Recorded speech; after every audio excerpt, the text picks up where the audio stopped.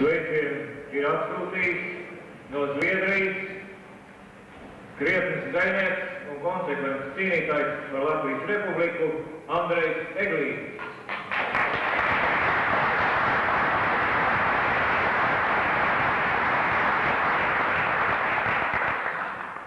Un šādi sveicienā ietvert vārdu. Suminu Republikas atjaunotājs ar tiem pašiem vārdiem, kurus esmu rakstījis Kurzemes ielēkumā Liepājā 1945. gada 7. martā. Un tālāk viņa dzejas vārdi. Visapkārt nakts un kara pulki, kā liesma tautas dienas lāva, pie tavu šūbļa likteņtulki un nāve cīnīdamies stāv. Šurp drosmīgie pirms Dieva tiesas, ar ugunspēku murgus šķelt, no gara, asinīm un miesas mums atkal savu valsts